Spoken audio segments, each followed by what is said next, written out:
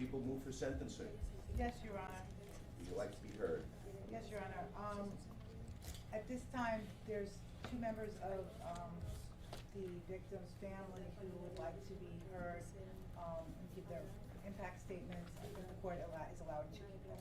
I will. The first person, I assume that you'd like us to do that first?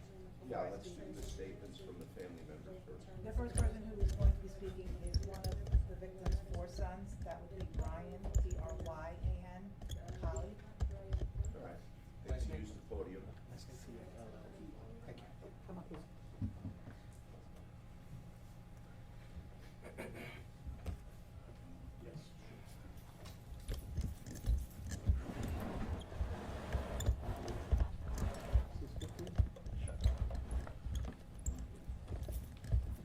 Hi, my name is Brian Colley. There's no words that can ever express, or begin to express, or adequately express the extent of the loss suffered by my mother and the pain that she suffered, not to mention the suffering by our family and myself as a result of the vicious and brutal killing of my wonderful, kind, and thoughtful mother, Lois Colley, by Victor Gomez. However, the word loss sounds so very trite in these circumstances, like I lost my mittens. Instead, the correct language seems to be what was stolen or taken from my mother, my family, and myself. Her life was taken when she was in her early 80s, completely healthy, fit, and mentally and physically. We had every reason to believe that she would live well into her late 90s and beyond, like her mother and her grandmother. Despite what the ignorant tabloids insist on saying, my mother was not a socialite. She was an incredibly private, kind, and gentle soul who dedicated her life to helping others and enjoying the simple things in life. She especially loved nature, gardening, and flowers. It was telling of her caring nature that as a young woman she became a nurse. As a mother of 4 young boys, she regularly employed her nursing skills while raising us to be kind, respectful, caring, and thoughtful to others, just as she was. She truly lived her life for others. Her greatest joy was providing joy to others, whether it be homemade cookies or amazing flower arrangements that would make Martha Stewart envious. Her smile was warm and infectious. When she entered a room, all immediately felt the warmth of her kind soul. Now, because of this killer, all this is gone, forever. She did not smoke and rarely drank alcohol. She led by example. She was strong and stoic in a good way, but mostly so that she could sacrifice what was her own pleasure so that she could give it to others. Giving and caring is what she lived for. She was not just my mom and mom to my brothers, but she was mom to the entire extended community. She was the go-to mom for kindness, advice, and a great meal. Our house was never just for us, but for all of our friends. Mom always had the best meals ready on a minute's notice for us and any large number of friends that happened to be visiting, and they visited often. The fact that they were there at mealtime was not accidental. The entire community has lost their mom and grandmother, as well as us. We've all lost the warmth of her kindness, her beautiful, kind smile, her thoughtful attention to detail at every family holiday. Birthday, Thanksgiving, Christmas, and Easter will never be the same without her cooking up a huge array of great homemade food set on a perfectly decorated table. One of the few things one might say that she did for herself was her lifetime dedication to her precious garden club and her significant personal lifetime achievement of earning the title Master Judge. For those who don't know this, she was very proud of this and should have been, as this title can only be earned after many, many years of study and practice. She will now not be able to share these skills and this knowledge with her grandchildren and great-children and many others who look for her for guidance. This is everyone's loss. The rest of Mom's life was stolen from her and from us. Mom was not able to attend her grandchildren's recent graduations, nor will she ever be able to attend any of their weddings. She will never get to console or advise them or their children. We all will not benefit from her love, kindness, and wisdom. She will never, ever get to meet her great-grandchildren, like her mother and her grandmother did. Both her mother and grandmother lived into their late 90s, and we all always hoped, dreamed, and bluntly, pretty much expected that Mom would too. I must say that I have every reason to believe that she would have, but for the heinous acts of Victor Gomez. Sadly, Mom's simple pine coffin and natural tombstone made of a small, unpolished boulder from her backyard reflects so much of who she was. Down to earth, no show, elegant and without airs.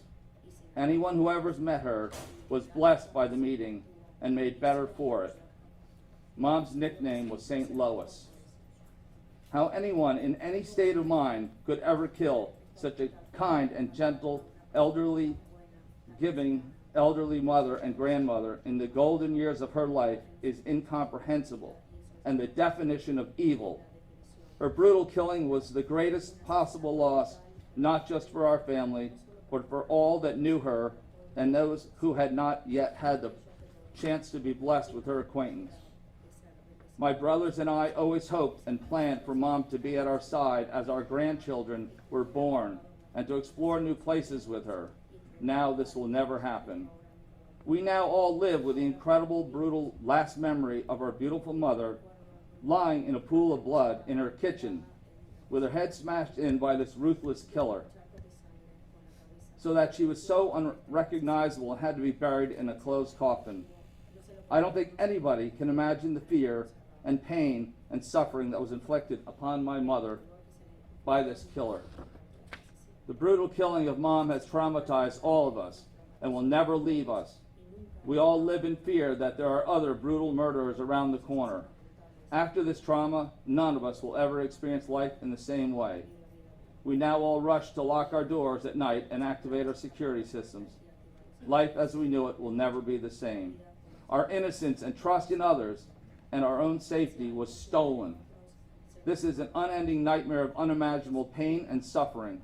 This is directly a result of the depraved actions of the brutal and malicious Esdras Marroquin Gomez. We've waited almost 3 years for this day and to see justice done to this depraved murderer who killed our wonderful mother and innocent mother.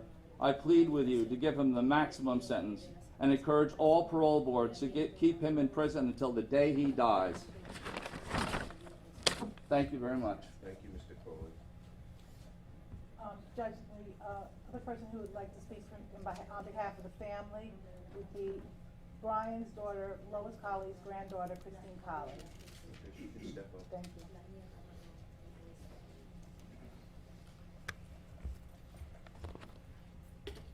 Good morning, my name is Christine Colley, granddaughter of Lois Colley. I want to start by saying I'm sad, I'm angry, and I'm terrified. This is without a doubt the most difficult thing I've done and God willing will ever do in my entire life. I don't want to search for adjectives worthy enough of describing Mima's wonder, joy, and compassion. What I want is for her to be here, for you all to witness her splendor. Mima was a courageous leader, loving caregiver, and above all, she was my grandmother. She was the mother to my father and uncles, wife to my grandfather, sister to my great-uncle Dave, and had she not been heinously murdered on November 9th, 2015, she would have been the great-grandmother of my own children. Mima was a farmer, a gardener, a cook, a coach, a loving mother, sister, and wife. She didn't just raise 4 boys, 6 grandchildren. She cared for hundreds of animals, grew thousands of flowers and vegetables, and still managed to share infinite smiles with everyone she met. As a family, we've all suffered the most tragic loss imaginable, but as Mima would have wanted, we've supported each other through the hardest and most painful tears. We still spend every holiday together, relishing in the memories of Mima's beautifully hand-decorated Easter eggs, Valentine's Day cards, and perfectly crafted gingerbread houses at Christmas. Sadly, no matter what we do to try to replicate the magic that Mima created at family gatherings, I've come to realize that she was the one thing that we needed to make the holidays, birthdays, and family dinners perfect. Nothing else, just Mima. It was Mima's kind, warm, and welcoming heart that comforted us all. She was the one person that made everything right, bringing everyone together. With Mima, we were safe, we were happy, and we had what truly matters, family. Mima was our family, and without her, we can only try our best to send each other handmade cards every holiday, decorate eggs for Easter, and wrap presents oh so perfectly on Christmas, just as she would always. Sadly, we'll never ever be the same family as we were with Mima by our sides. Unfortunately and unbearably, our beautiful, compassionate, kind, and loving Mima will never be able to have her day in court. She will never have a judge to decide whether she deserves to see her family again. We will never be able to speak to her or to her in prison. She will never be eligible for parole. As one of her 6 grandchildren, all daughters and sons of her 4 incredible boys, we've endured enough pain. We have seen our fathers shed their strength and courageousness to the vicious actions of just one man. I cannot change that, nor can you, Your Honor. But you can ensure that we, Mima's grandchildren, and entire family, are not left in vain of this man's selfish and horrendous crimes. I am grateful for you, Your Honor, to the entire justice system that serves and protects our county, state, and nation. Our entire family has entrusted you with our broken hearts, and we are reliant on your judgment to demand the maximum sentence for this horrendous crime. I will be at every future parole hearing and will do everything necessary to ensure that this individual to my left never experiences life as a free man. Sadly and tragically and so unfairly, my Mima, my grandmother, my father's mother will never be given that chance, so neither should her murderer. I humbly beg you, on behalf of my family and on behalf of Mima, to give the disgraceful defendant, Esdras Marroquin Gomez, the maximum sentence allowable under law, and do everything in your power to ensure that he never get paroled for killing my grandmother, Lois Elizabeth Colley, our Mima. Thank you, Ms. Colley. Thanks very much.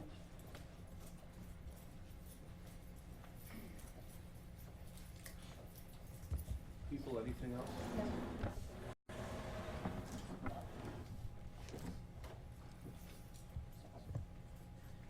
Judge, on November 9th, 2015, this defendant destroyed not only a family of 4 sons and grandchildren and her husband, but the community.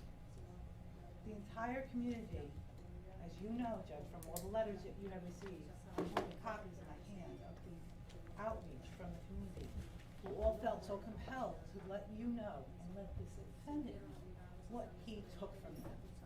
You really couldn't have any 2 more opposite people as far as their character and nature as Mrs. Lois Colley and this defendant. Lois Colley was not born into North Salem and Windswept Farm. Her husband, Gene Colley, is here, seated in the red tie in the audience amongst the entire filled courtroom. He wrote a letter to the court, and he did not feel that he would have been able to deliver it without breaking down, so I'm going to read it with the permission of the court. You can, but I've read it. Go ahead. I think it's important the defendant hears it as well, Judge. Dear Judge Perfidio, I would like to give you some of my background so you can understand where my family comes from and how much Lois meant to me. I come from a broken home, and while I lived with my mother and father, they had a dysfunctional and bitter relationship and soon separated. I then had to live with my single mom, who had her share of issues. Dad sent us $15 a week to live on. We waited anxiously for that check to arrive, and I worked every moment of free time I had to earn 5 to 10 cents per day to give to my mom. My mother, brother, and I moved to Brooklyn, in the Sheephead Bay area. Life was tough, and my mom had many challenges. At 13 years of age, I moved in with my father and his new wife, my stepmother. World War II broke out, and as soon as I was 16 years old, I volunteered for the Merchant Marines. I went to boot camp at Sheephead Bay and went off to war, working as a, quote, wiper in the engine room of a Liberty ship bringing war material and supplies to Europe to support the invasion. After being hurt by an enemy action in the English Channel, I was sent to General Army Hospital, number 116 in Cherbourg, France, where the Nazi prisoners of war were assisting American nurses who were taking care of us wounded Americans. After my initial recovery, they shipped me to Bristol, England for further treatment. After I was sent home and discharged, I then immediately volunteered to join the U.S. Navy. I went to boot camp in Bainbridge, Maryland, and went back to sea at the age of 17, until World War II ended, and I was honorably discharged.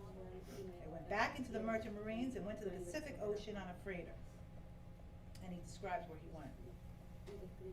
And saw more of the horrible devastation and loss to both civilians and military caused by war.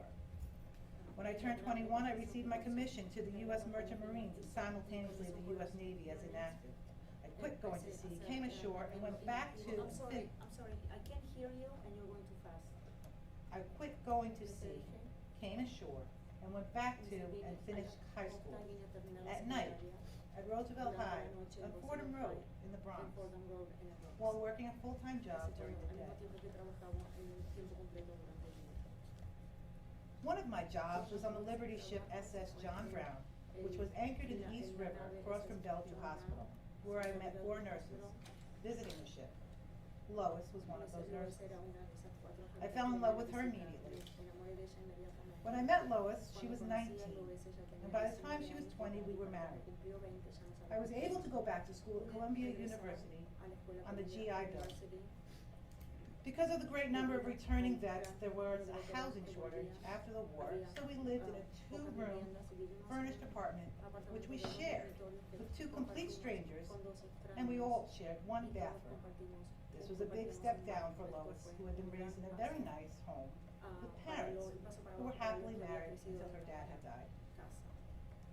During the first year of our marriage, I worked for the New York City Board of Education in a boiler room, shoveling 3 to 4 tons of coal and half a ton of coal ash every day into the high-pressure boiler.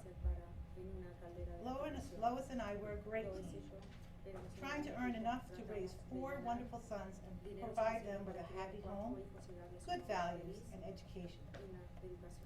She was my rock, and I ran the busy household, while I worked 2 jobs to pay for it. What I'm trying to say to your honor is how Lois became the love of my life, how we started out and stayed happily together for 65 years. I had 2 nicknames for Lois, which were Love of My Life and my private nickname, Honey. We never walked out of or into the house without saying honey or without a kiss and an embrace.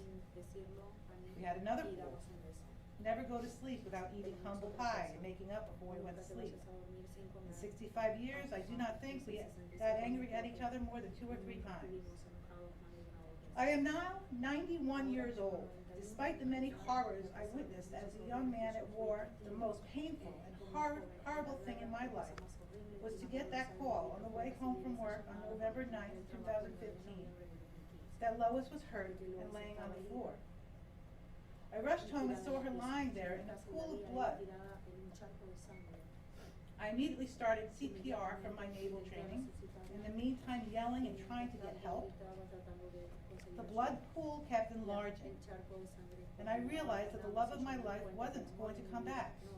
I refused to leave her side and kept hoping and praying that by some miracle she would come back to us. Then all the first responders came in. Then 5 to 6 hours later, the coroner came and did what he does. They had to physically restrain me to get me to leave Lois's side. The next task I had to face was telling my 4 sons and their families.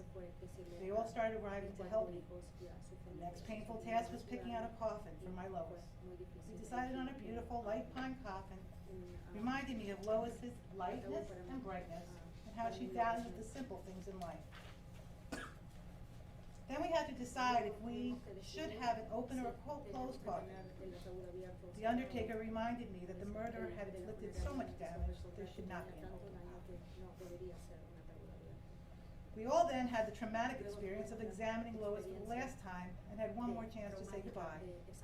We decided it had to be a closed coffin. We wanted to have good memories of beautiful Lois. not the destroyed face and head that was in front of us, beaten to a pulp by this ruthlessly remorseless killer. This brutal memory will never leave my sons or my minds. We will never get a second chance to enjoy life with Lois. We will never get parole from this searing, painful memory. This killer should likewise never leave prison or get any parole. We have waited almost 3 years for this day and to see justice done to this depraved murderer who killed my wonderful and innocent wife. I plead with you to give him the maximum sentence and encourage all future parole boards to keep him in prison until the day he dies. He deserves nothing less. With great sadness and sincerity, sincerely yours, Eugene Colley. Your Honor,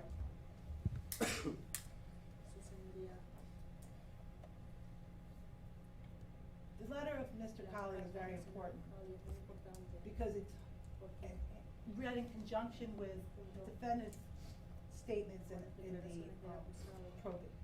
probation report, which I've read. Two things were consistent through the investigation of this case, which I was involved with since November 9th, 2005, and that day. One, as the investigation progresses, one of the natural things you do is to try and find somebody who may have a reason to hurt your victim. I couldn't find anyone. Nothing. Not a thing. Nobody had a bad word to say about Lois Colley. She never had a fight with anybody. She never had an argument with anybody. And we had, in this case, total of about 400 reports from the state police. They interviewed and looked at everybody. And it actually was only because of the relentless work of the state police that this killer, this defendant is being brought before, was brought back here for justice. He had no intention, as he even says in his probation packet, he had no intention of ever accounting for his crimes. He took a taxi, according to him, had to drop him off at this property to confront an elderly man. Mr. Colley sits here at 91 years old. He was working that day. He was at his office. To confront an elderly man, he had to walk from the driveway about a quarter of a mile through the farm, past the horses, past the cows, past the chickens, to invade the home of Lois Colley, where everybody knows she spent most of her time. He says he entered the house. He doesn't say he entered it. He knocked on the door. And when Lois asked him to leave, he said she was going to call the police. He somehow found himself inside the house. Well, she was killed in the back of her kitchen, toward the laundry room and garage area. And he says he used the extinguisher, fire extinguisher. Well, we know that. I myself have been to dozens, hundreds probably, of crime scenes for murder victims. I'd be hard pressed to find one as dramatic and as traumatic as this one. Lois Colley was not just struck or pushed. This old woman, this frail woman, healthy woman who should have lived at least 10 to 15 more years, naturally. This defendant bashed her face in. The callousness and the evil that required, it wasn't once, it was most likely about 3 times, is incomprehensible.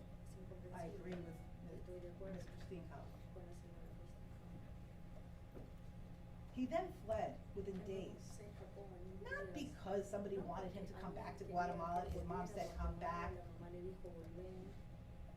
We have evidence of his text messages and conversations with people trying to get enough money to flee from the authorities because he was not legally in this country and he had killed somebody. Doesn't matter who she was, he murdered somebody. So he finally, not by somebody's generosity, through threats, we got money and got a ride to the airport and ended up on a plane to Guatemala, which is his home country.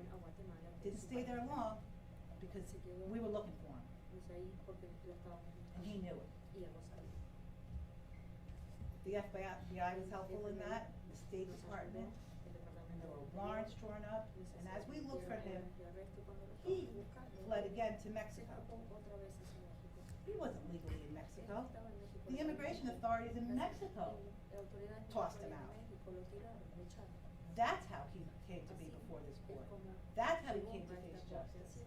There's no remorse. The probation department, when there interviews, numerous interviews of him, detected no remorse or no empathy, true empathy. The only person that this defendant, in stark contrast to Lois Colley, the only person that this defendant has ever cared for or wanted to help or had interest in was Estris Marican Gomez, known as Victor. From his wife, who I've had numerous conversations with, to the people he worked with, to the people he worked for, to everybody who's come in contact with him, family members, everybody. That's the only person that Estris Marican Gomez cared for, or had interest in himself. And I won't repeat what has already been said about Lois Colley, because the only interest she had was for everybody else. Truly. She was a nurse and a caregiver. This defendant deserves absolutely no consideration other than the court has already promised. And he should absolutely get the maximum sentence promised by this court of 22 years to life in exchange for his plea of guilty to this indictment. It will never bring Lois Colley back, it'll never help his family, but it is the just thing to do, the only just thing to do. Thank you. Thank you, Ms. Bonaccio.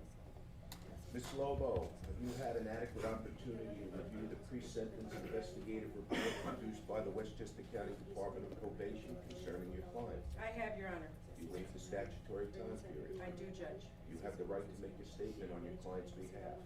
I do, Judge, and I will exercise that right. May it please the court, counsel, the Colley family and friends, and my client. Judge, this is a very sad day. It's a sad day of reckoning and partial resolution for the family, full resolution, justly, for my client.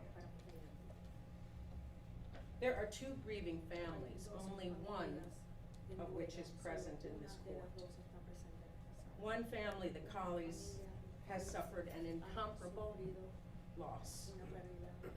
The other, my client's family, in Guatemala, too far away for them to be here, too expensive for any of them to have shown up, are also suffering a loss, an incomprehensible loss. The son, the brother, the uncle that they knew, that he should have been accused and that he should have pled guilty to a murder, is incomprehensible and painful to them as well. To the entire Colley family, I offer my sincerest condolences. My client will speak to this family in the court of his own accord, with his own sincere words as well.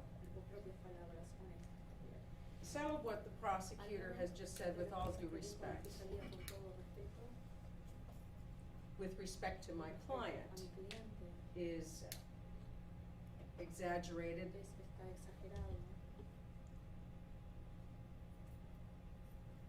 does not really adequately address who my client is and who he was on November the 15th, November 9th of 2015. So how did we get here? How did this happen? Judge, I think in order to answer this, I would like to shed some light on a story that has remained in darkness for too long. And to do this, I have to really just talk about two people and the clash of personalities and cultures as well. First, with respect to my client, Esdras Martin Gomez. He is one of 10 children. He was raised in a loving family in Guatemala, a hardworking family that never rose much above a low to medium income household. He left the 6th grade in Guatemala in order to help his family out. It is not a rich nation. He did not come from a rich family, but he wanted to do his part, much as Mr. Colley, according to the people in his letter, had wanted to do to take care of his family. He left school to work on his family farm, and he eventually returned to school, but this time to study theology. He studied for several years to become a pastor of an evangelical church, and in fact was an associate pastor for 2 years in Guatemala. In 2006, he left Guatemala with the promise of the United States offering more money that he could send back home so that he could provide for his family a much better life. He did enter this country illegally, as many thousands of people have done, not just in the past few years, but over at least 100 years of our country's history. He came through Arizona and eventually got to the Bronx in about 2007. He met a woman and he married her, but he became a laborer for the Colley family sometime in 2007 when he moved to Brewster on the promise of being able to find work, as many undocumented workers do in this country, on the farms and in the fields of American farm owners. He came here and moved to Brewster, and he was on a corner one day with a lot of other undocumented workers waiting for someone to come by to offer him work. And in fact, someone did. Mr. Eugene Colley came by and spoke with him and several other men about the possibility of coming to work on the farm that day. That corner in Brewster is like thousands of corners in this country, where many undocumented men gather waiting for work. Brewster is known for having a large pool of people who will work for pay every day and maybe promise to work for more than just that day if they work out. It is known that these people are undocumented. It is known that along with being undocumented come all of the things that owners can take advantage of. Someone who is strong, someone who's willing to work, someone who will be loyal, someone who will keep coming back because they need the money. It's a supply and demand situation, and it works out very well for a lot of people in this country. So my client agreed to take the $100 a day as a laborer, and he was introduced to a man named Giovanni, known in this case and to the prosecutor and the investigators as Angel Peña Fiel, P-E-N-A-F-I-E-L. He was one of the 2 men who was eventually prosecuted for the theft of hay from the Colley farm sometime before today. He came to work at Winsett Farm, and he worked there for almost 3 years. Although there had been some disagreement about how long he was there, he wasn't there just once in a while. He worked there almost daily for 3 years. He was working in the fields, cutting hay, cutting down trees, with the animals, feeding them, giving them exercise, making minor repairs, doing the sorts of things that the multitude of undocumented workers who worked on the Colley family did. Windswept Farm is approximately 300 acres, as I understand, a beautiful place where there is recreation, hunting, riding, and it is an active farm that depends on the hands and the backs and the hearts of many undocumented people to keep it going. Part of the work on that farm was, of course, very backbreaking. There were long hours. $100 a day meant at least 8 hours, could mean 12, could mean more than that. But $100 was a fixed price. The work was difficult in the summer. and in the heat. Workers were not provided even with water, as my client not. They were asked to work, if they wanted to get water, there was water that was coming down from what the men called the mountain, which is apparently a hill where water came down, which was used for irrigation and for feeding the animals. My client worked diligently there for a long time and was very faithful to the family. In addition, he was invited to work in the house when the family had parties, taking coats, doing dishes, clearing trays and plates. And so he was very familiar with Mrs. Colley, who was, as the family has said, a kind and giving and generous woman who never hurt my client. He commuted to and from his employment and showed up every day until one fateful day in November of 2013. He had an accident with a chainsaw. While he was using it to trees on the property, the chainsaw slipped and badly cut his right leg. He was bleeding so badly he needed emergency medical care. Giovanni, who was basically the manager for the farm, was told to take my client in a company car or farm car to the local hospital where he could get treatment. He should have had an ambulance, but my client was told that the owner of the property didn't want an ambulance on the property because he didn't want any trouble on the property. My client assumed this meant it was because of his undocumented status.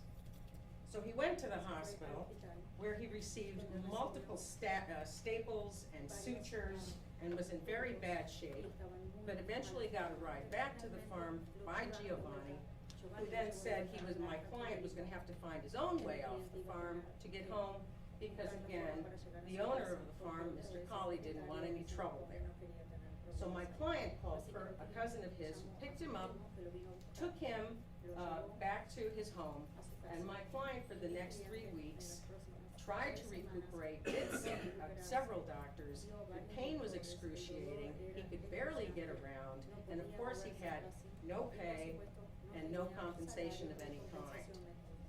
When he tried to come back to the farm several weeks later to work, he was told by Giovanni that Mr. Colley didn't want him back there, that he was fired. My client spoke to his wife, who said, "You better get a lawyer." And so he did. My client, unfamiliar with the American legal system, did contact someone who said he had a workers' compensation case. And that lawyer began the workers' compensation papers to at least get some kind of compensation and help for my client. My client is unfamiliar how the process works, but he was called at some point by Giovanni once again, who said that my client was being invited back to work on the farm because Mr. Colley had received something and he didn't want any more trouble. So my client went back, still as injured as he was, still under the care of several doctors, and began to work on the farm. The pain was so incredible in his leg and in his back that there came a point in May when he was injured. His back went out. He said he absolutely was in excruciating pain.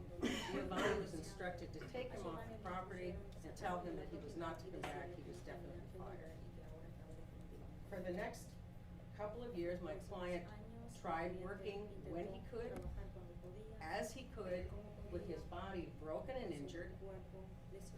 The only people who ever reached out to him to see how he was were, of course, his family in Guatemala, some of the men that worked on the farm, and other laborers nearby.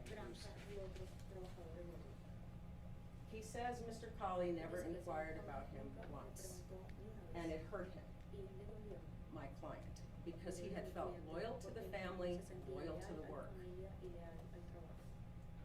So there came a point then when the cold was so terrible, and close to 2015, his mother had been urging him to come home to Guatemala, where it was a little bit warmer. And my client, who was now almost entirely broke, except for maybe 50 bucks he had left and in debt everywhere, decided he was going to speak to Mr. Colley and see if he could not prevail on him prevail on his humanity, to see the kind of shape that he had been left in, to see whether or not he might feel some kind of pity, and give him a little bit of help to get him back to his own home country. He had tapped out just about every other friend and relative that he could find. Now we'll talk about Mr. Eugene Colley. This is a man I do not know personally, but I know of him through my investigation and work on this case. Mr. Colley is, by all accounts, a very hard working man. He is not a man who inherited his millions. He is a man who, we just heard in his own letter, worked his way from the ground up under difficult circumstances. He served his country, and by all accounts, an honorable man. Had a bakery in the Brewster area, middle-class family, raising his 4 boys with his wonderful wife, and eventually came to be a McDonald's franchise owner and millionaire. That is an incredible accomplishment. And he continues to work hard today, even with his sons at his side, also working in that family business. But Mr. Colley also had, through the years, become, very understandably, a hard man, a hardened man, whose speech was often unfiltered, who was not only a tough man, but a demanding man who expected much of others and who could be very rough on people disappointed. And he certainly had that relationship with the undocumented workers on the farm, including my client, to whom he often spoke harshly, calling them lazy, encouraging them to work harder, and in my client's case, after he was injured, deciding that he was expendable and no longer worthy of being able to work on the Colley farm, and therefore no longer someone whose life should be valued and whose humanity should be recognized. Mr. Colley clashed with, admittedly, by a number of accounts, he admittedly clashed with people on a daily basis, friends, acquaintances, his own family. And I do not bring this up to sit in judgment of that man. There is much to be admired about Eugene Colley and his family. But as I said, he was a tough and demanding man. And sometimes he hurt people's feelings, and in many cases, it was his wife Lois who had to step in to smooth things out. She frequently intervened on behalf of her husband and her family. This was a woman, as I understand it, who had no haughty airs, who would not have liked to be remembered as a socialite, who preferred a title of the gardener, a farmer, a wife, a mother, and a grandmother. And on the day she died, she opened the door for my client. When he knocked on the door, when my client went to speak to Mr. Colley, man to man, to see if he could, for the first time, see the man eye to eye and talk to him about what he needed and what he hoped Mr. Colley would see was just and fair to give to my client. In terms of the cultures that I said is something we have to look at, Judge, we have a clash of cultures here as well. We as Americans, as Associate Professor of History Julia Young wrote, we are addicted to the labor of undocumented workers. In this country, there are approximately 10.7 or more million undocumented immigrants, 3/4 of them here in New York alone. They account for a large lump, about 5% of our labor force. They are in farming, construction, service industries. When we eat the fruit and vegetables we're picking up at the store, very likely someone who is an undocumented worker in this country has had something to do with getting it to the grocery store. People want to get their driveways rebuilt or their yards trimmed, or get their roofs repaired, or get their car washed, or have their children cared for while they're at work, or eat at a restaurant. There's a good chance there's an undocumented worker somewhere along the line who has helped make that possible for us. Even the President of the United States is employed undocumented workers. They're cheap, they work hard, they'll show up, and for the most part, they're loyal. And as many people have said who are employers, they'll take jobs that many Americans just won't take, because our culture has changed quite a bit. As Americans, we want it cheap, and we want it now, and people like my client are all over this country doing exactly that, providing it cheap and providing it now. They aren't all mistreated, but it really depends on the boss. Whether the boss will see a man or a woman standing there who is working for a fair day's wage, or somebody who can just easily be tossed into the garbage, easily disposed of. Our culture has become far too dismissive of people like my client, and it seems easy to sling mud. On a day like today, I completely understand. We as a community completely understand how this family must feel and what is asked of this court. But I'll say now, Judge, my client did not go to that farm in November 2015 to kill Lois Colley. He didn't go to kill Eugene Colley. He didn't even go to confront Eugene Colley. He went to speak to Eugene Colley, to prevail on his humanity, one man to another, to try to resolve the differences so that he could go home in peace. Mrs. Colley's tragic death is not a planned, deliberative killing. My client had built up pain and anger, yes, but he was a man who was far more disciplined, as everybody around him knew. In this investigation, there were countless number of people who were interviewed who would not believe, could not believe that my client had anything to do with this, because it was not in his nature. My client will live with the events of that day for the rest of his life, and I understand the Colley family and friends saying, Mrs. Colley will have no such opportunity. That is the tragedy of a homicide. That is the tragedy that has caused my client to be here, and the reason why this court now has to pass judgment on him. He realizes the family cannot ever forgive him. He only asks that they try. He asks for God's forgiveness. He hopes one day they will find some peace. He has agreed with the decision of this court to enter a plea of guilty. My client's family wrote a letter on his behalf because they couldn't be here, but the letter still is largely not believing what's going on. They asked the court to please set my client free. That, of course, cannot happen.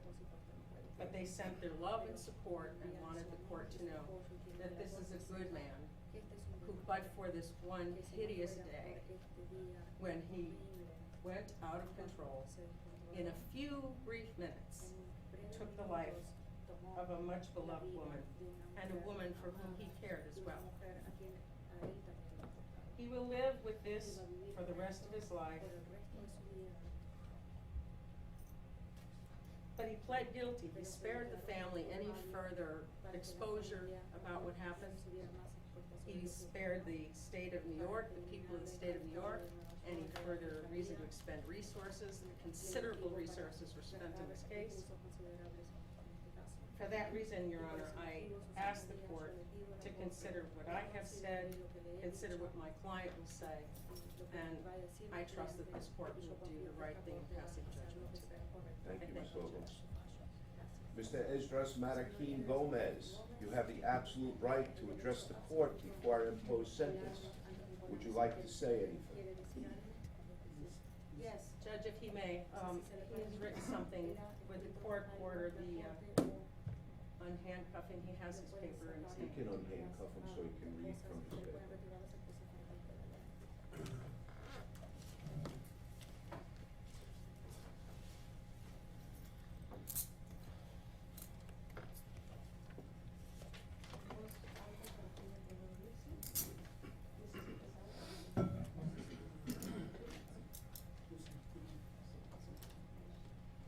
Judge, may I allow him a sip of water? Certainly.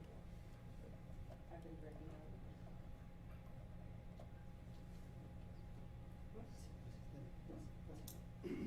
Go ahead, Mr. Gomez.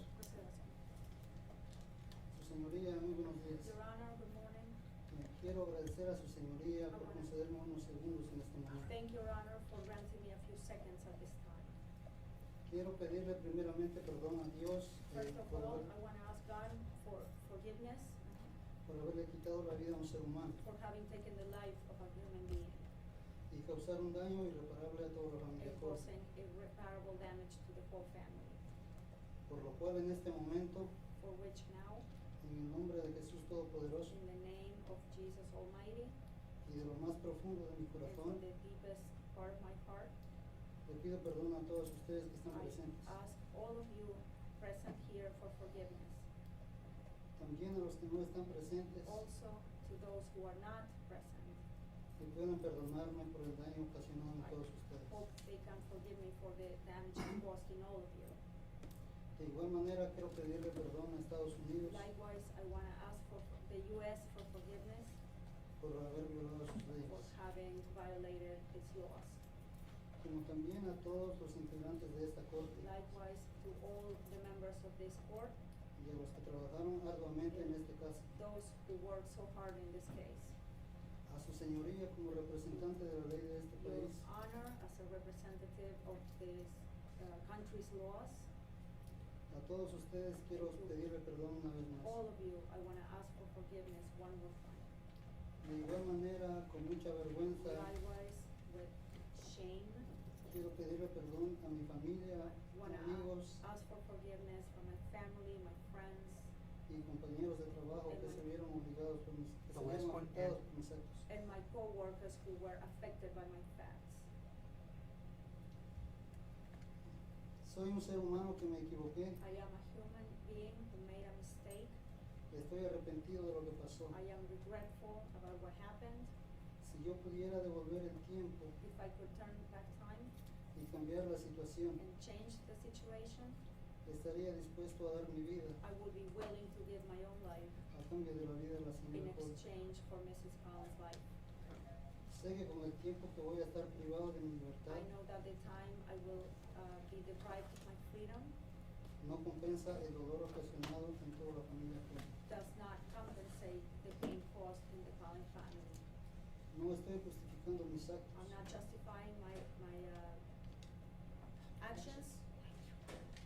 de lo contrario me siento arrepentido de lo que pasó. On the contrary, I am regretful about what happened.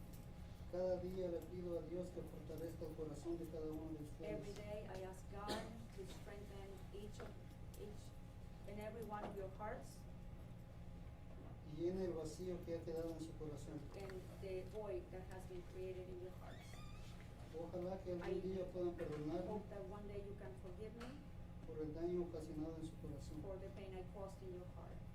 Muchas gracias, su señoría, Thank you. por concederme este momento. Thank you very much, Your Honor, for granting me this moment. Que la paz de nuestro Señor Jesucristo sea en cada uno de nuestro Jesus, corazón. peace be with you in your hearts. Muchas gracias. Thank you. Thank you, Mr. Gomez. Gracias, señor Gómez. Mr. Gomez, Señor Gómez, I've reviewed the pre-sentence report in this matter and the many, many letters and notes that were sent to me by members of the Colley family and their friends and their community. On November 9th, 2015, you entered the home of the victim, Lois Colley, and brutally and savagely beat her to death. By your own admission in the pre-sentence report, Mrs. Colley was going to provide you with cab fare so that you could go to her husband's business office in Croton Falls, another of her many lifelong, kind, and charitable acts. I'm sorry, Judge, was gonna offer you fair money? Cab fare so that you could go to her husband's business office in Croton Falls, another one of her many lifelong, kind, and charitable acts. Again, the court has reviewed the pre-sentence report and the countless letters from those who were touched by Mrs. Colley's kindness. Mr. Gomez, you thoughtlessly took Mrs. Colley's life and have forever profoundly altered the lives of her family, her friends, and her community. By all accounts, Mrs. Colley was a loving and caring human being who did not deserve the horrible death she suffered as a result of your actions. May God help you. Mr. Esdras Marroquin Gomez, having pled guilty on May 6, 2019, under indictment number 706 of 2016 to count 1, murder in the second degree. It is the sentence of the court that you serve a minimum of 22 years and a maximum of life in the New York State correctional system. You will pay a $325 court surcharge and a $50 DNA fee. Mr. Gomez, I advise you that should you want to appeal anything that has happened in these proceedings, you need to file a written notice of appeal with the Westchester County District Attorney's Office and this court within the next 30 days. And I'm going to ask your attorney, Ms. Lobo, to remain your lawyer for the next 30 days for the sole purpose of counseling you should you want to file a notice of appeal. Anything else, people? Just only that, these proceedings, and all of the, statements made here today follow this defendant, to any parole hearings and to any institution that he's, is in for the rest of, his term. I will endeavor to make sure that all of the correspondence that's been received by the court continues with his file so that it can be reviewed by the parole board at the appropriate time. Anything else, Ms. Lobo? Nothing further, Your Honor, thank you. Thank you for your service, Ms. Lobo. Yes, Judge. Thank you, people. Thank you, Justice. For the record, serving on defendant a notice of his right to appeal.